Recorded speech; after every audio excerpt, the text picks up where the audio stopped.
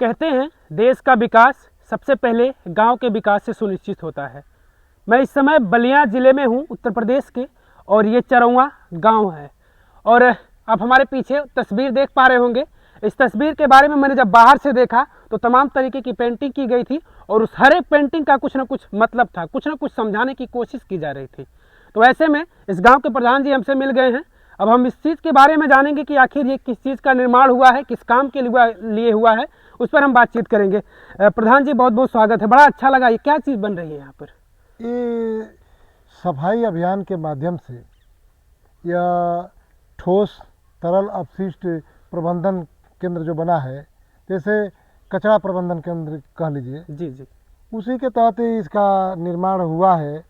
और पूरे ग्राम पंचायत में जैसे कागज़ है, प्लास्टिक है, लोहा है, शीशा है या आदि तरह के जो कचरे हैं, ये जो बना है तो पूरे गांव से इकट्ठा करके एक छोटा सा वाहन लिया गया है, उससे लाया जाएगा यहाँ। इसके लिए जो कर्मचारी नियुक्त होंगे, छांट करके अलग अलग इसमें खाने बने हैं, अंदर दिखाएंगे आप। चलिए, बिल्कुल। हम बातचीत करते हुए अंदर चल रहे हैं।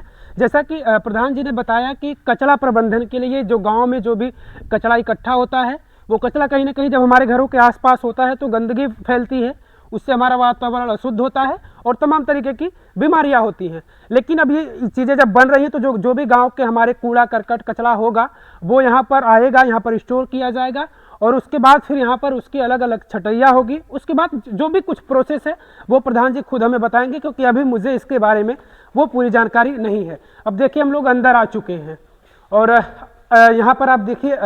प्रधान जी, बताइए हमें इसके बारे में। देखिए, ये जो बॉक्स बने हुए हैं जी, जैसे कागज अपशिष्ट लिखा है, शीशा अपशिष्ट लिखा है, इसमें जो गांव से इकट्ठा करके लाया जाएगा। पेपर वर्क हो गया, रद्दी इसमें रखा जाएगा। आगे आप चलेंगे तो शीशे के जो टुकड़े होंगे वो इसमें रखे जाएंगे। कुछ लोहे के कबाड़ होते हैं जो गांव में इधर उधर से इकट्ठा करके लाया जाएगा, लोहा इसमें रखा जाएगा। प्लास्टिक जैसे पेप्सी आदि के बाटल हैं, ऑयल के बाटल हैं, लोग यूज करने के बाद फेंक देते हैं, जो अव्यवस्थित तरीके से दिखता है, अच्छा भी नहीं लगता है, उसको इकट्ठा करके ला के इसमें प्लास्टिक वाला रखा जाएगा। यहाँ छटैया होगी इसमें कर्मचारी द्वारा, अल्मुनियम का होगा, इसमें रखा जाएगा। इलेक्ट्रिक के सामान जो होंगे टूटे फूटे लाया मिलेगा, उसको इसमें रखा जाएगा। इलेक्ट्रिक अपशिष्ट जो लिखा हुआ है, अन्य तरह के जो कचरे कबाड़ होंगे जो इसमें अपशिष्ट मरम्मत सेनेटरी में इसमें रखा जाएगा।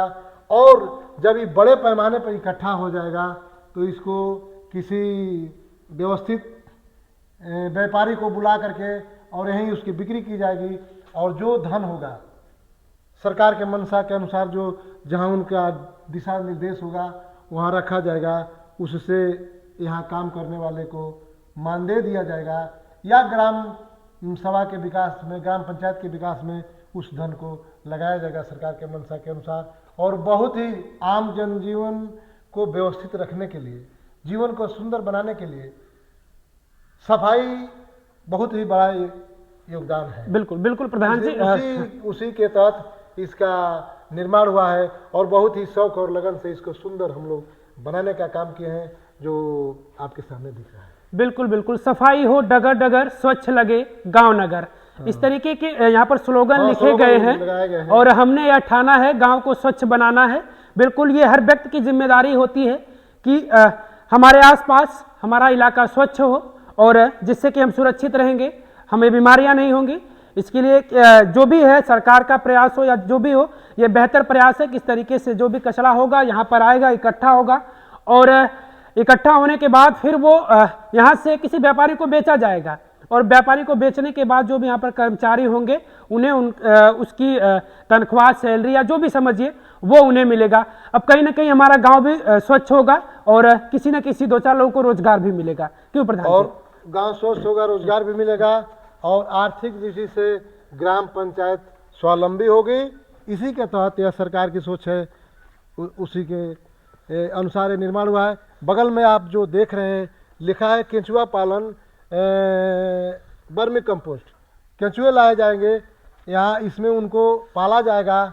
उनके द्वारा जो मल त्याग होगा, उससे खाद बनेगी, खाद को इकट्ठा करके और उसकी बिक्री होगी, गांव के किसान इससे लाभान्वित होंगे और उससे जो धन आएगा ग्राम पंचायत स्वावलंबी होगी। बिल्कुल इसी के बिल्कुल तहत बनाया गया बिल्कुल, है। गांव का विकास भी इससे बेहतर होगा। केचुआ पालन गड्ढा ये है और फिर ये वर्मी कंपोस्ट गड्ढा, यहाँ पर केचुआ लाया जाएगा, प्रधान जी ने बताया। उसके बाद फिर यहाँ पर कंपोस्ट खाद जो होती है वो बनाया जाएगा, क्योंकि आज के समय में आप देख रहे हैं कि जो जिस तरीके की हम लोग खाद प्रयोग करते हैं फसलों में डालने के लिए, वो कहीं ना कहीं नुकसानदेह है हमारी फसलों के लिए और हमारे जीवन के लिए भी।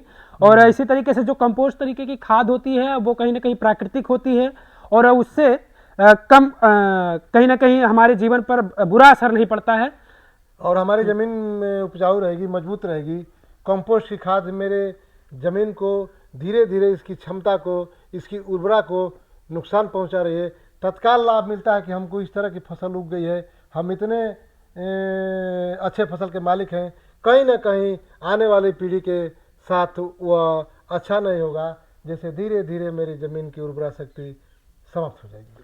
बिल्कुल बिल्कुल। अच्छा, ये जमीन जो इतनी काफी जमीन दिख रही है, तो जमीन ये प्रधान जी कैसी जमीन थी? ये खाली पड़ी जमीन थी या फिर किस तरीके की जमीन ये थी? जमीन बंजर के रूप में ग्राम पंचायत की उनके, यह सरकारी लैंड था, उसी में इसका निर्माण हुआ है। बिल्कुल। चलिए, तो ये जो भी है सरकार का प्रयास है, प्रधान जी का प्रयास है और इस प्रयास में हर एक व्यक्ति की जिम्मेदारी है कि इस प्रयास को सफल बनाएं और अपने गांव, अपने देश को स्वच्छ बनाएं। धन्यवाद।